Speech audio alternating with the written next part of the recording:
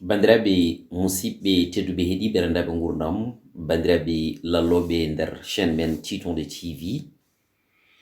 ko ardi fof en calmini moni kala ɗo woni kala e ɗo woniri kala eɓe wondi kala salminama ɗo salminte welto weyto ɗo eɗen namdo bale ko jaam heedi ɗo keɗɗon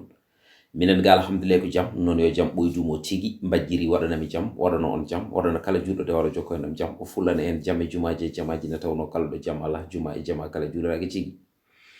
woni wayrede kono nade waylare deƴƴere jeyaka yejjidde jeyaɗo jeya ko rondi saha ko tambi nde tawno no waɗani aade kala yencinde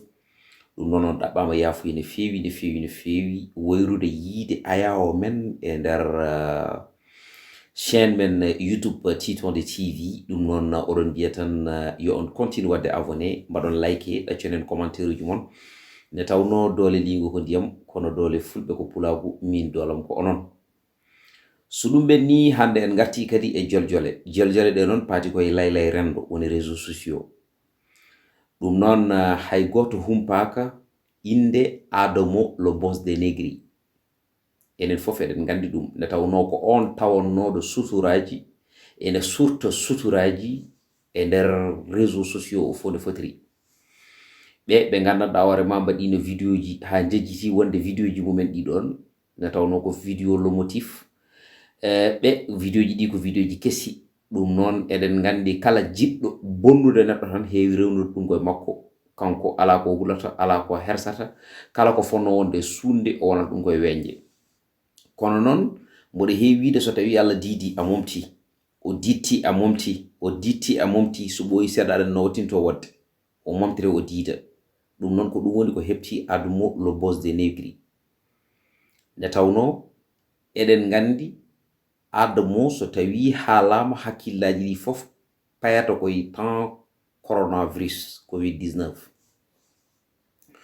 nden oɗon saaha eɗen gandi kala joginoɓe golle mumen ene wayno koko ɓocciti ɗumen yimɓe fof ko rento yo keddo e nder galleji mumen ɗum noon ala ne mbawata wadde so wana naata e nder réseau sociaux ƴeewa tigui ko jolata hen e ko kewata hen ko oɗon saaha kanko Adamo o waɗi profito o yalti inde nde nana so tawi o waɗi live plus de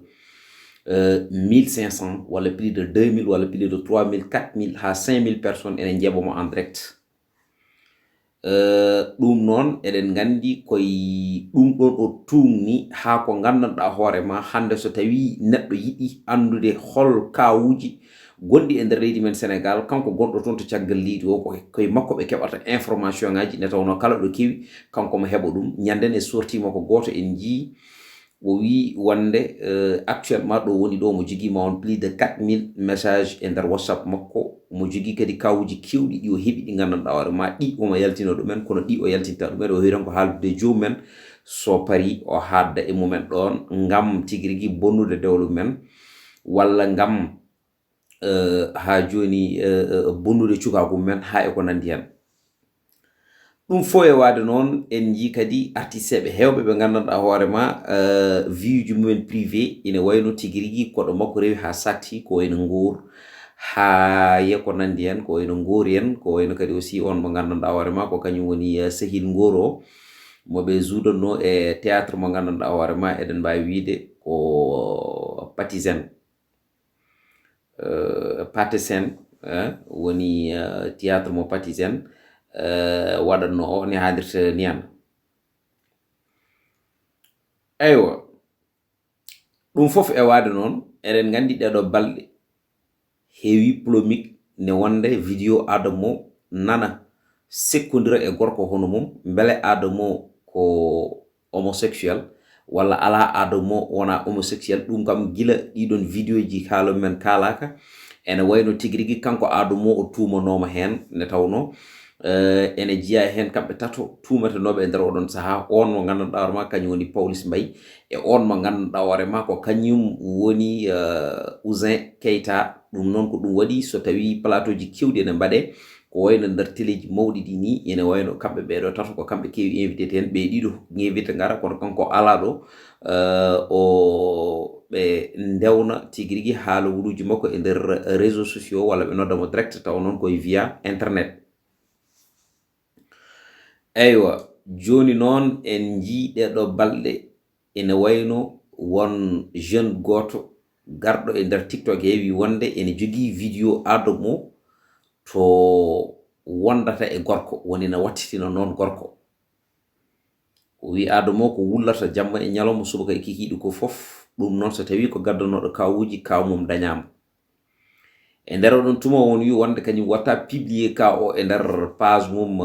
TikTok so wona ɗum page mum waɗete bloqué. Hewɓe noon jalti mbi wonde baɗon e Adamo haade ko curto fotani suurede e nder oɗon tuma. Joni noon won wiɓe wonde yo o neldu ɗumen vidéo o nanno ɗum e nder page uji men hay sino seno coupé kam ne vidéo ji ɗi no yaltinirta vidéo ji yimɓe ni no surtirta yimɓe ɓe ni kanko no aussi beele mo surto ne tawno curtowo yimɓe fotani suurede. Allah waɗi on yaltini photo e vidéo oɗon yimɓe fof ndaari mbi wonde e ngolɗo genol e nduɗo ɓandu peccani sikki kadi ko goɗɗo ɗum ko Adamo tan wawata wonde. Yaltini noon vidéo goto vidéo o waɗi ɗum flou ha yimɓe ɓe ƴeewa ndaara ndartino on kay tigi o wondata koye gorko kono tigi rigui no yaltiniri vidéo o ni ngam ɓandu ndu ɗum jogui ndo ko ɓandu ndu sewndu kono noon sa ndaari ɗum tan a feccata sikki wonde ko Adamo woni ɗon. ɗum noon waɗi polémique nde feewi. Adamo waɗi direct ne hanki ni e nder oɗon direct noon ene wayno Adamo kanko e hoore makko sen belama mbiyan ko perduɗo mémoire makko ni ne tawno o ɓoori ko comme no yumma ko jibindirimo ni o holliri awra makko kanko Adamo e nder direct he o ɓoori ko comme no yumma ko jibindirimo ni o holliri awra makko kanko Adamo. Bandiraɓe en tolnima e jamanu mo gandanɗa hoore ma neɗɗo o dañjemo yimɓe waɗoɓe mo suivre e dañjemo abonné ji e dañjemo like ji hay sino so tawi o ala hen gartam ala ko jaranani yo jogo bos tan inde makko ne nane kala na nanira ene moƴƴi so nanirama e fannu boɗɗo ene moƴƴi so nanirama e fannu moƴƴo ene moƴƴi kanko dal yo o nane tan nayi noon koko batti yardude laaceje kadi gaccet barannoɗe nati fawginde. ƴeew nden so tawi wontino gorko ina tarotono soofa o yahato ko haato ɓuri woɗɗude kadi o ƴetta juuɗe makko o tartino ɗum tarɗe makko gila ala wodde birtiɗo yiya tarɗe makko. So tawi ko debbo walla gorko soynima kay omo taro so tawi ko ngol ɗo lawol jogorno rewde selat ngol rewta e lawol gongol ko ɓuri ɗum woɗɗude. ɗum noon firti wonde ko terɗe ɗe neɗɗo o suranno gila gaga goɗɗo yiyano ɗum hay sino so tawi debbo ma mo ndesɗa so tawi no nden aɗa sekkondira e mum o ɓota lampo ngam joom suudu ma anduɗen e terɗe mbayi en ji yimɓe jibniɓe e joom suudu mumen ɓiɓɓe jeegomo jeeɗiɗo ha fayi ɓiɓɓe sappo ha ɗo so tawi joom suudu o wiya wonde tergal makko ngal jogui ngal holno wayi joomum anda o wawa haalandema exactement so tawi ko boɗoyal walla ko ɓaleyal walla ko ni woni ne wayi walla ko ni woni ne sifori. ɗum fof ko rende hurum mum ɗum fof ko rende ko diine l'islam wi ko ɗum fof kadi aussi ko gacce poɗɗe wonde hakkunde ma e ono kono hande ɗum fof ene wayno majji bandiraɓe musidɓe tedduɓe heeɗiɓe holto yimɓe payi so tawi wonti ko neɗɗo tan ɓoroto no yummum jibiniri ɗum ni e live Instagram ene hollira terɗe mum awraji mum fof yaltino ɗum e bowol ne nene mum jibinirino ɗum ni bandiraɓe holto yimɓe payi. Dans ce cas holko tagnomo hollirde vidéo ji ɗi gandanɗa hoorema ko vidéo ji lomotif ɗi gandanɗa hoorema vidéo ji lomotif ɗi gandanɗa hoorema woni ɗi duudu yen mbaɗi walla ɗi ngoori yen mbaɗi ha e ko nandi hen ko tergal ngal so tawi kay neɗɗo joɗima e nder suudu mum ene haala appel vidéo ene yaltini tergal mum ene fijira ça veut dire ko wonde ko firti wonde ko neɗɗo fotani yaltirde tergal mum ene holla ɗum neɗɗo goɗɗo. kono so tawi a wi wonde jomum fotani wadde noon ni an a ruttima ɓurtima ha laaɓi bandiraɓe gande oɗo baɗowo ɗum ɗo o wondi ko waɗandani hakkille makko te aussi o sellani saabu ɗum celluɗo waɗata ko waɗi ko. donc noon beele ko Adamo woni mo sellani walla ko ɓen natoɓe e nder compte makko Instagram ene mbaɗa mo suivre walla naata e nder compte makko TikTok ene mbaɗa mo suivre walla neltiroɓe vidéo ji makko walla ƴettoɓe vidéo ji makko ene mbaɗa ɗum statut walla ƴettoɓe vidéo ji makko ene nanɗum e nder YouTube ko ɓen goni ɓe cellani en jeehi ha ɗo gandanɗa hoorema dignité e personnalité wayi en kone hay hunde ni koko boni ko ɗum woni ko jiɗaten yebde koko ala gartam koko ɗum ko jiɗi hen webde so tawi neɗɗo joɗima ha o itti 2000 francs mum yeehi soodi connexion so tawi ene naata YouTube yo ƴeew ko addana ɗum gartam yo ƴeew des informations ɗi gandanɗa hoore ma so tawi heeɓi ɗum ma woto ɓeydata ɗum kono wona kay aɗa huccite tan ko ustanma yummane ƴette hen bammane ƴetto hen est ce que a faami walla terɗe ene kollire hen ngam simple plaisir 2 minutes walla 5 minutes mo dañata hen o sa pari duttoɗa à zéro wonto connexion gasi eywa dans ce cas a heɓani hen gartam kadi aussi bindaneɗa hen bakkat ɗum noon yo yimɓeɓe ɓeydo renade yo yimɓeɓe gandu wonde ɗo mo jikki koko gasata mo jubbi koko gasata mo ɓafti koko gasata mo mefti koko gasata ala ko gasata sona laamu guerno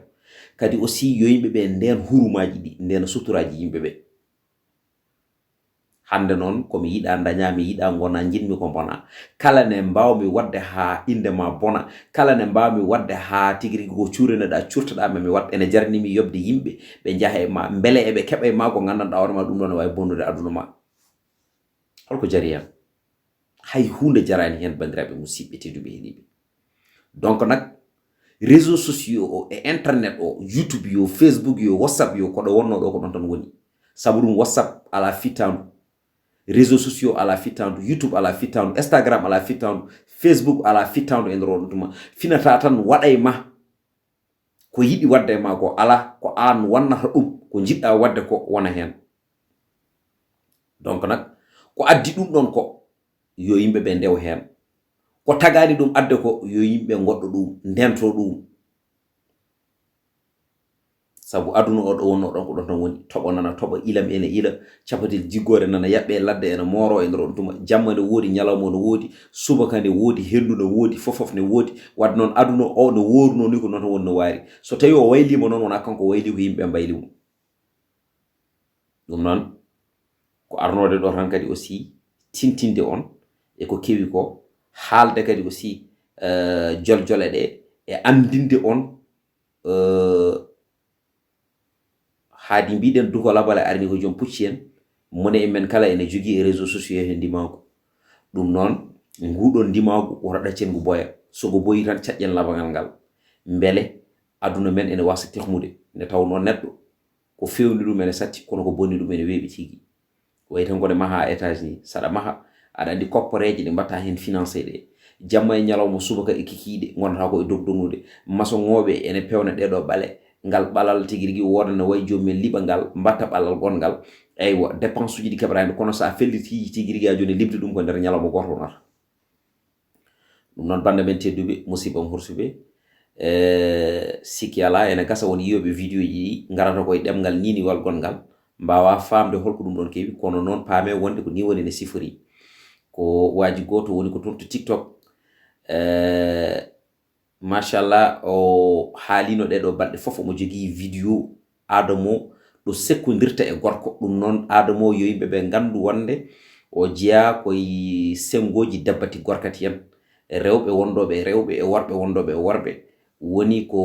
mbiyeten ha joni lesbienne no woni ko mbiyeten gor jiguen eyyi woni ko mbiyeten gor jiguen lesbienne jiida e gay voilà woni ko mbiyeten gay walla ko mbiyeten tigi rigui ha joni gor jiguen won worɓe wattatinoɓe noon worɓe ɓe ɗum noon kanko o salimo ɗum o wi loppet ha jaranimo ɓortade ha laaɓa o wi wonde est ce que awra oɗon gonɗo e vidéo o ne awra mum way mawdude ni est ce que kanko awra makko foti noon sabu ɗum awra makko fotani noon sonno ko hono oɗon awra o jogino o male wona min wi noon ko kanko wi ɗum noon banda men tedduɓe musidɓam horsuɓe ha gongol konngol wonta gongol e lawol gongol oto jejjite wadde abonné mbaɗon like ɗaccenen commentaire uji mon ne tawno doole lingo ko ndiyam kono doole fulɓe ko pulago min doolam ko onon on jarama